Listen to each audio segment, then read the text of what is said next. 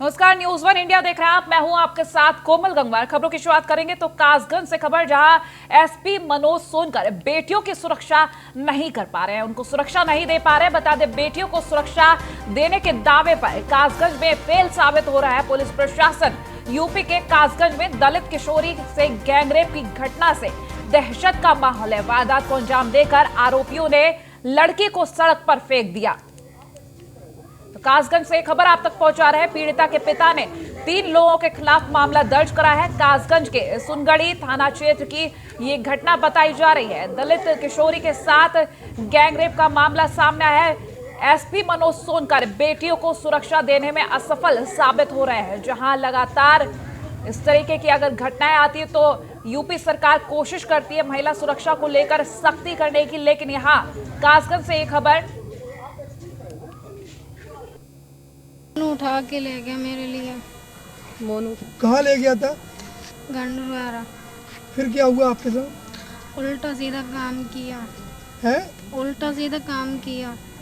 उसके बाद उसके बाद मेरे लिए छितारा छोड़ दिया। उसके संग और भी लोग थे? हाँ, 2 लोग। एक सूचना मिली थी, लड़की की तहरीर पे मुकदमा लिखा गया है 363-66 का, और वो मामला मेडिकल में प्रोसेस में है। मेडिकल उसका हो रहा है, मेडिकल होगा और फिर 164 के बयान है और फिर आगे की कार्रवाई की जा रही है। बकाया जो है जो मुलजिम है उन पर जो है नोटिस जारी है। सर, घटना ब्रीफ में बताएं सर, क्या हुआ था, कैसे हुआ था, कहाँ से हुआ था? अब लड़की की तहरीर के आधार पर है कि उसको 2 लड़के ले गए और एक के यहाँ रुके और फिर जो है वो लड़की आ गई परसों, और फिर उन्होंने इसी टाइप में लिखा है। सब परिजनों को आरोप कहीं बम बम पड़ी मिली थी। अब ये उसके बयानों पे अभी ऐसा तो बयान उसने नहीं दिया है, उसने तो सिंपल तहरीर दी है जिसमें 363-66 का मुकदमा लिखा है। कासगंज से संवाददाता गौरव तिवारी हमारे साथ फोन लाइन पर जुड़ गए हैं। गौरव, ये जो मामला आया है इसको लेकर क्या कार्रवाई की जा रही है, और जो वो आरोपी हैं कौन थे, क्या कुछ सामने आ रहा है? जी बिल्कुल मैम, आपको बता दें कासगंज की किशोरी ने मीडिया के सामने रेप का आरोप लगाया है और बताया है कि कासगंज कस्बा गंडोलवाड़ा में उनके साथी बहला फुसला कर ले गए थे और बंद कमरे में कर दिया और लड़की के साथ गलत काम भी किए। लेकिन लगातार किशोरी पुलिस के पास जा रही थी, पुलिस ने मुकदमा लिखा नहीं। एसपी मनोज सोनकर की संज्ञान में आया, सब मुकदमा लिखा गया है, लेकिन किशोरी की जो पिता हैं उन्होंने तहरीर में जो मुकदमा लिखा गया है उसमें छेड़छाड़ का मामला दर्ज किया गया है। लेकिन ऐसा क्यों? क्या किशोरी का मेडिकल करवाया गया? जी बिल्कुल, मुकदमा लिखने के बाद किशोरी को चिकित्सा परीक्षा के लिए भेजा गया है और जो आरोपी हैं अभी पुलिस की गिरफ्त से दूर है। मेडिकल रिपोर्ट आने में कितना वक्त लगेगा? मेडिकल रिपोर्ट में अभी समय है और पुलिस अपनी जांच कर रही है और पता कर रही है ये रेप का मामला है या गैंग रेप है या छेड़छाड़ का मामला है। गौरव, जिस तरीके से ये मामला सामने है, साफ जाहिर हो रहा है कि महिला यहाँ पर सुरक्षित नहीं है, क्योंकि एक किशोरी के साथ इस तरीके से अगर रेप की वारदात को अंजाम दिया जाता है और पुलिस मामला दर्ज नहीं करती, सिर्फ छेड़छाड़ का मामला दर्ज करके छोड़ देती है, तो ऐसे में महिलाओं की सुरक्षा को लेकर कैसे यहाँ पर कोई भी कह सकता है कि महिला सुरक्षित है? जी बिल्कुल, एक तरीके से जो किशोरी लगातार न्याय की मांग कर रही थी, लेकिन स्थानीय जो पुलिस है उससे न्याय की मांग नहीं मिली। एसपी कासगंज मनोज सोनकर के मामला संज्ञान में आया, तुरंत उन्होंने एफआईआर के आदेश दिए और किशोरी को मेडिकल के लिए भेजा। ठीक है, लेकिन मेडिकल के लिए भेज दिया है, सिर्फ छेड़छाड़ का मामला दर्ज करके यहाँ छोड़ दिया। अगर हम वो तीनों आरोपियों की बात करें, 3 लोगों के खिलाफ जो मामला दर्ज किया गया, ये लोग कौन थे? बने रहिए आप हमारे साथ। इस वक्त हमारे साथ खुद एसपी मनोज सोनकर जी जुड़ चुके हैं। सर, आपसे सबसे पहला सवाल यह है कि जब शिकायत दर्ज कराई जाती है तो इस तरीके से लापरवाही क्यों? कि आपके जब संज्ञान में मामला है फिर एफआईआर दर्ज की गई, पहले क्यों नहीं की गई? तो लगातार हम आप तक ये अपडेट पहुंचा रहे हैं। एक बार फिर से आपको खबर बता दें कि किशोरी के साथ, दलित किशोरी के साथ रेप की वारदात को अंजाम दिया है, गैंग रेप किया गया है। 3 लोगों के खिलाफ मामला दर्ज किया गया है। जिस तरीके से यह मामला सामने आया, पहले पुलिस मामला दर्ज नहीं कर रही थी, लेकिन एसपी मनोज सोनकर के संज्ञान में जब यह मामला आया तब जाके एफआईआर दर्ज की गई है, वो भी छेड़छाड़ का मामला सिर्फ दर्ज किया गया है। जहां तक कि अगर आपको बता दें कि मामला किशोरी के अनुसार गैंग रेप का है और सिर्फ छेड़छाड़ का मामला दर्ज किया गया। फिलहाल किशोरी के मेडिकल जांच के लिए उसे भेजा गया है। मेडिकल रिपोर्ट आने के बाद ही आगे कार्रवाई होगी। एक बार फिर से हमारे साथ एसपी मनोज सोनकर जी जुड़ चुके हैं। सर, आपसे सीधा सवाल यही कि पहले क्यों एफआईआर दर्ज नहीं हुई, आपके संज्ञान में आने के बाद फिर एफआईआर दर्ज हो रही है, ऐसी हिला हवाली क्यों? मैडम, अभियोग पंजीकृत है, पुलिस ने मेडिकल करा लिया है, पुलिस साक्ष्यों के आधार पर विवेचना कर रही है। सर, मेडिकल के अनुसार क्या कुछ सामने आ रहा है? मैडम, हम विवेचना आपसे शेयर नहीं कर सकते। मेडिकल और महिला के सम्मान के साथ जो है उनका लेकिन किशोरी खुद कह रही है सर यहाँ पर गैंगरेप हुआ है उसके साथ, और पुलिस ने सिर्फ छेड़छाड़ का मामला दर्ज कर लिया है। नहीं मैडम, 363 IPC का मुकदमा पंजीकृत है और उनमें दोषी का मेडिकल कराया जा चुका है। 164 का बयान कराया जाएगा। साक्ष्यों तथ्यों के आधार पर आवश्यक विधिक कार्रवाई की जा रही है। सर, एक बहुत ही गंभीर सवाल है, जब कोई व्यक्ति शिकायत दर्ज कराने जाता है, उसकी शिकायत क्यों पहले दर्ज नहीं की जाती, ऐसी हीला हवाली क्यों? पुलिस प्रशासन आखिर कब तक ऐसे करते रहेगा? क्योंकि अगर लोग शिकायत दर्ज कराने जाते हैं, उनकी मदद की बजाय हीला हवाली की जाती, जब तक किसी उच्च अधिकारी तक नहीं पहुंचा जाता तब तक शिकायत दर्ज ही नहीं की जाती। आखिर ऐसा कब तक होगा? ये सवालिया निशान पुलिस प्रशासन पर खड़ा होता नजर आ रहा है, क्योंकि ये जो वारदात सामने आई है, 3 लोगों ने किशोरी के साथ गैंगरेप किया, और जब वो शिकायत के लिए जाती है तो सिर्फ छेड़छाड़ का मामला दर्ज किया जाता है, वो भी तब जब एसपी के संज्ञान में यह मामला आया है। तो महिला सुरक्षा को लेकर यहां बड़े सवाल। कासगंज से यह खबर आप तक पहुंचा रहे हैं। दलित किशोरी के साथ गैंगरेप की घटना से पूरा इलाका दहशत में है। 3 लोगों के खिलाफ मुकदमा दर्ज कर लिया गया है। जिस तरीके से ये खबर सामने आ रही है, महिला सुरक्षा को लेकर यहां सवालिया निशान की आखिर कब महिलाओं की सुरक्षा पुख्ता होगी, क्योंकि लगातार यूपी सरकार की कोशिश कि महिलाओं के लिए सुरक्षा कड़ी की जाए, उनकी सुरक्षा के लिए हर तरीके के इंतजाम किए जाते हैं, लेकिन प्रशासन की तरफ से क्या किया जा रहा है? क्योंकि किसी तरीके की अगर कोई घटना घटित होती है तो पहले तो 10 चक्कर लगवाए जाते हैं, उसके बाद अगर किसी उच्च अधिकारी तक मामला पहुंचता है तब मामला दर्ज किया जाता है।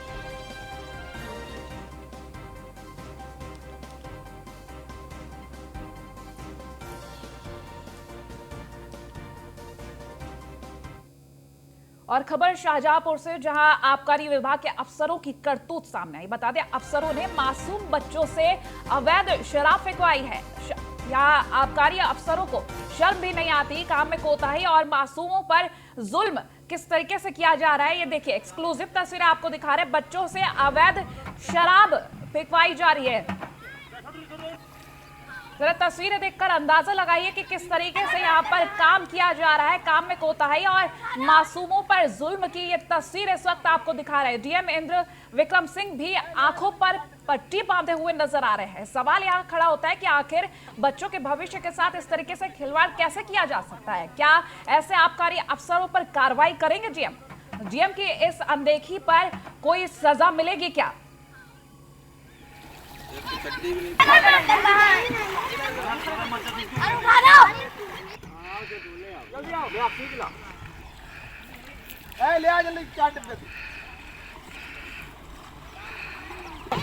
रखना बेटा, उधर को ले चलो। पानी प्लॉट को पानी नहीं रहने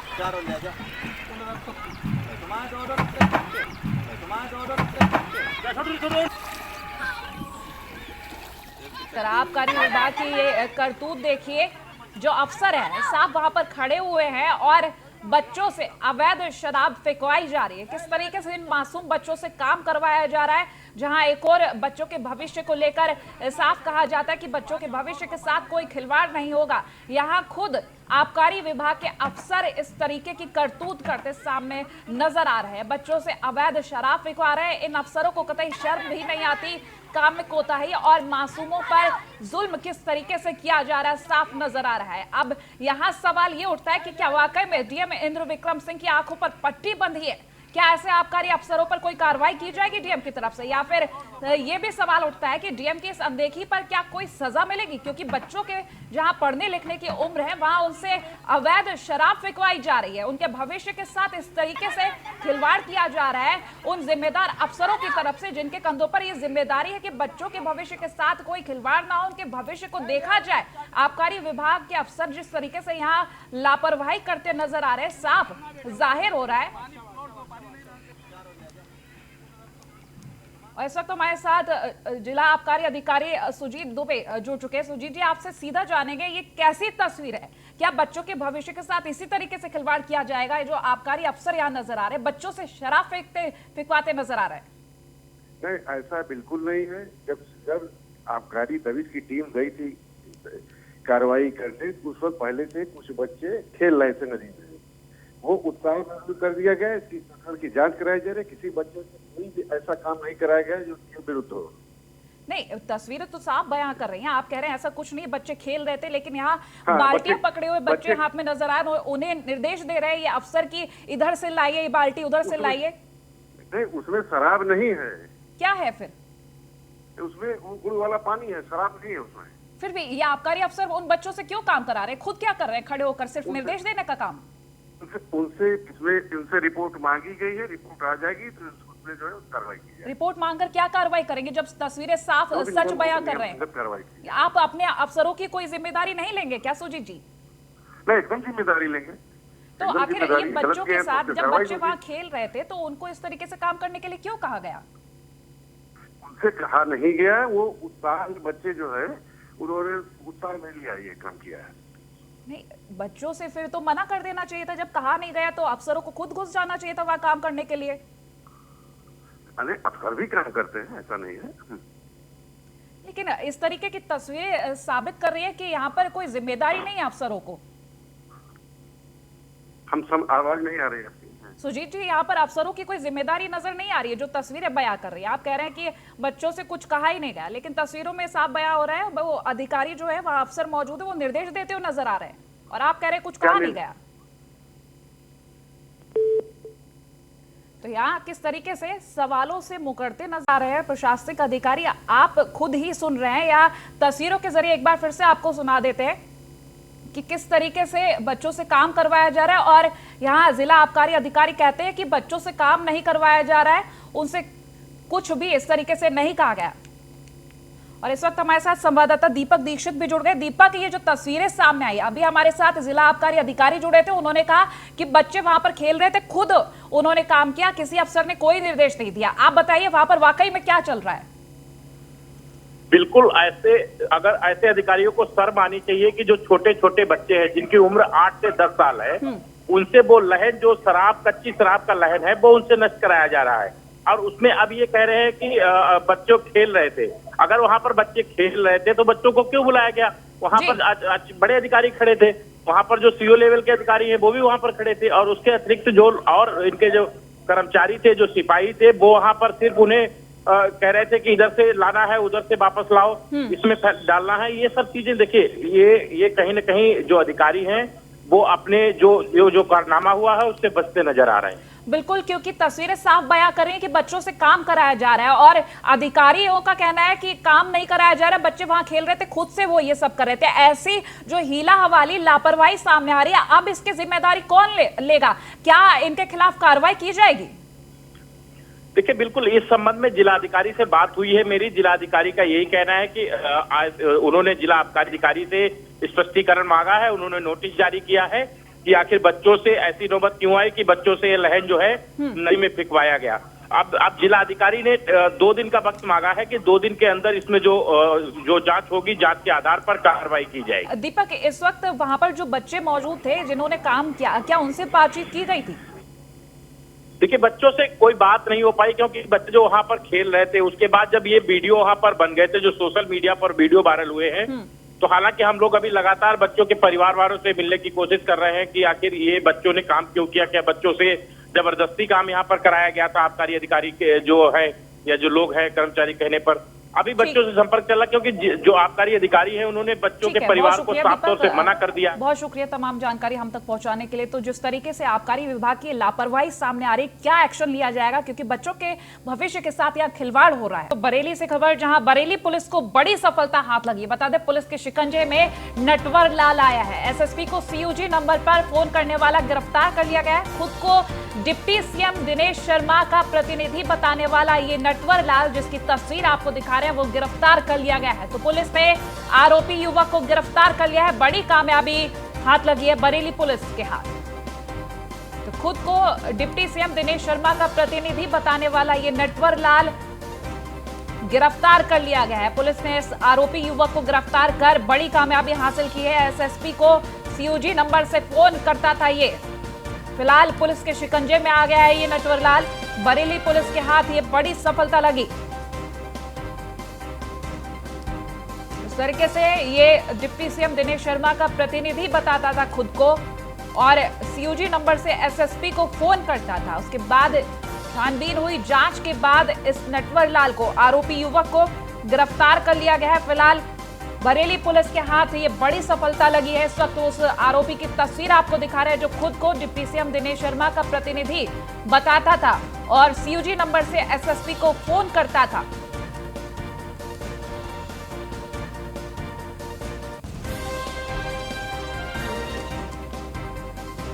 बरेली पुलिस को ये बड़ी सफलता हाथ लगी इस आरोपी को गिरफ्तार करने के बाद। लगातार जिस तरीके से सीयूजी नंबर पर फोन करने वाला ये आरोपी खुद को डिप्टी सीएम दिनेश शर्मा का प्रतिनिधि बताता था, इसको गिरफ्तार कर लिया गया है। एसएसपी के सीयूजी नंबर पर कॉल करके खुद को ये डिप्टी सीएम दिनेश शर्मा का प्रतिनिधि बताता था। अभी फिलहाल पुलिस के शिकंजे में है ये आरोपी।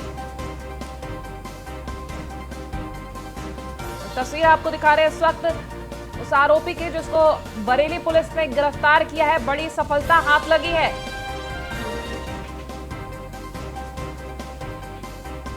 संवाददाता अयाज खान हमारे साथ फोन लाइन पर जुड़ गए। अयाज, ये जो आरोपी गिरफ्तार किया गया है, कब से ये एसएसपी को कॉल करता था और क्या कुछ सामने आया है जांच में?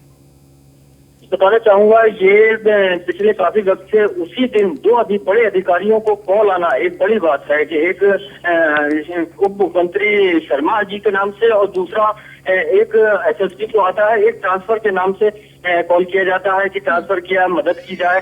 तो उन्होंने जब बात की उसकी पूरी तरीके से, तो उसे पहचान लिया कि उसके बातों से पहचान लिया कि ना ये पीआरओ हो सकता, ना कोई शर्मा जी हो सकते। इससे कहीं ना कहीं उन्हें संदिग्ध लगा, तो उन्होंने उस नंबर को लेकर के ट्रेसिंग किया, अधिकारियों से बात की, उसको लेकर के फिर बाद में कोतवाली में एफआईआर दर्ज कराई गई। एफआईआर जब उसमें पूरी जांच हुई तो पकड़ में ये आया और उसको लेकर के कई और ऐसे खुलासे हो सकते हैं। जांच चल रही है, बात चल रही है बराबर, जिसे आगे की किसे किसे कॉल कर चुका है, ये आगे पूरी तरीके से जांच चल रही है और ये गिरफ्त में है पुलिस के फिलहाल। ठीक है याज, बहुत शुक्रिया तमाम जानकारी हम तक पहुंचाने के लिए। और फिरोजाबाद से खबर, जहां होमगार्ड ने थाने में फांसी लगाकर आत्महत्या कर ली। बता दें, थाने में बनी कोठरी में फांसी लगाकर आत्महत्या की है। थाना फरिया में 3 महीने से तैनात था होमगार्ड राकेश बाबू।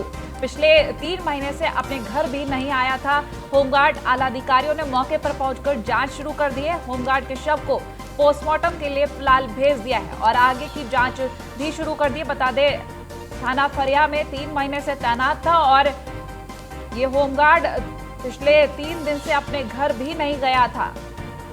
राकेश बाबू नाम बताया जा रहा है इस होमगार्ड का, जिससे थाने में फांसी लगाकर आत्महत्या कर ली। 3 महीने से यहाँ पर तैनात था फरिया थाने में और 3 दिन से अपने घर भी नहीं गया था। किन कारणों के चलते उसने आत्महत्या की अभी तक स्पष्ट नहीं हो पाया। फिलहाल मौके पर पुलिस जांच कर रही है कि उन कारणों का स्पष्टीकरण हो सके जिनके चलते इस होमगार्ड ने आत्महत्या की है। आला अधिकारियों ने मौके पर पहुंचकर जांच शुरू कर दी और फिलहाल होमगार्ड के शव को पोस्टमार्टम के लिए भेज दिया गया है।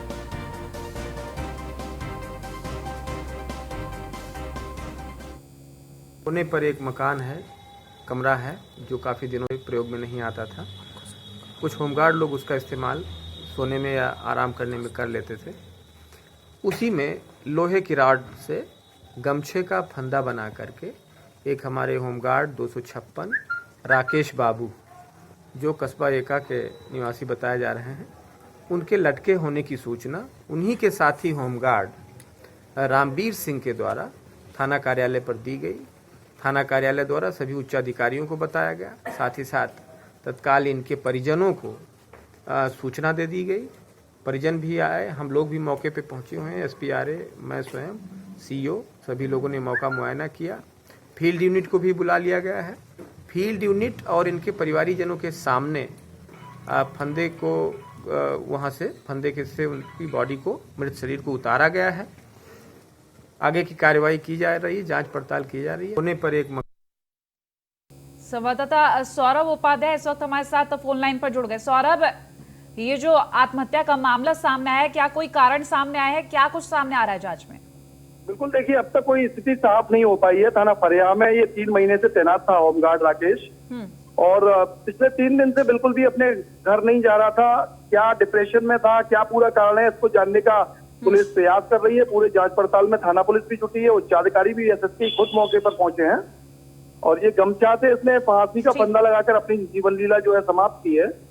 पूरे मामले की जांच पड़ताल में पुलिस जुटी है। बहुत शुक्रिया तमाम जानकारी हम तक पहुंचाने के लिए।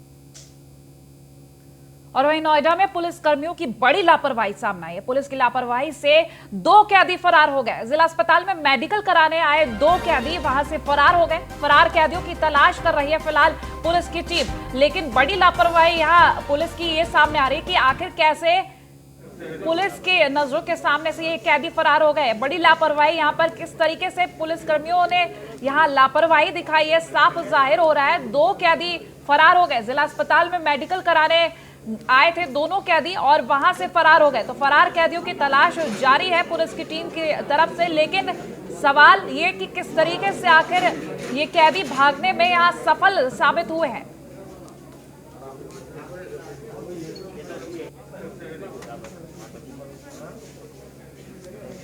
तो आखिर दोनों कैदी कैसे भागने में सफल साबित हुए, ये सवालिया निशान। ये उस कैदी की तस्वीर दिखा रहे हैं जो जिला अस्पताल में जांच के लिए गए, वहां से फरार हो गए। मेडिकल कराने के लिए दोनों कैदी वहां गए और वहां से फरार हो गए। तो आखिर पुलिस के सामने से, पुलिस के साथ ही दोनों कैदी गए थे और वहां से ये फरार हो गए और किसी को पता भी नहीं चलता। अभी फिलहाल जांच चल रही है, छानबीन चल रही, दोनों कैदियों की तलाश की जा रही, लेकिन कोई सुराग हाथ नहीं लगा। तस्वीरें दिखा रहे हैं आपको जिला अस्पताल की, जहां पुलिस कर्मियों के साथ ये दोनों कैदी गए थे। बड़ी लापरवाही नोएडा में इन पुलिस कर्मियों की सामने आई है कि आखिर किस तरीके से कोई कैदी उनकी कस्टडी से फरार हो सकता है। उनके साथ जब मेडिकल कराने जिला अस्पताल पहुंचा कोई कैदी, तो वहां से कैसे फरार हो सकता है। फिलहाल जो कैदी फरार हो गए उनकी तलाश कर रही है पुलिस की टीम। तमाम जांचें भी की जा रही है, लेकिन अभी तक कोई सुराग हाथ नहीं लगा है। किसी तरीके के कोई निशानदेही सामने नहीं आई कि उन कैदियों को दोबारा पकड़ा जा सके। जांच चल रही है, लेकिन कब तक वो कैदी पकड़े जाएंगे अब तक कुछ स्पष्ट नहीं हो सका।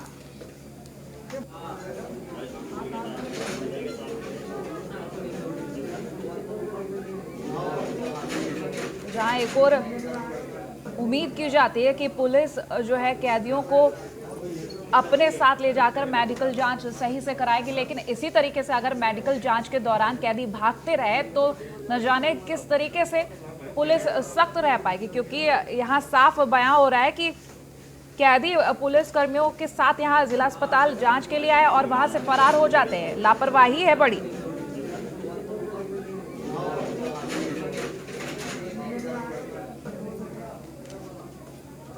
इस तरीके से ये खबर आप तक पहुंचा रहे हैं। नोएडा में पुलिस कर्मियों की बड़ी लापरवाही सामने आई है।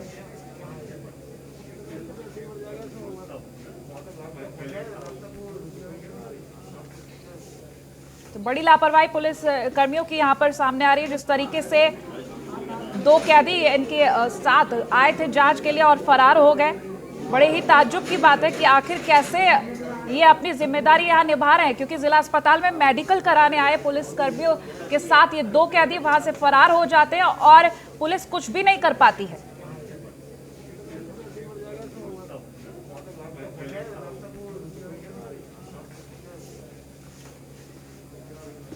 संवाददाता ललित पंडित इस वक्त हमारे साथ जुड़ गए, उनसे पूरी जानकारी लेंगे। ललित, ये 2 कैदी फरार होने में सफल साबित हुए, आखिर कैसे? जी, यहाँ पर जिला अस्पताल में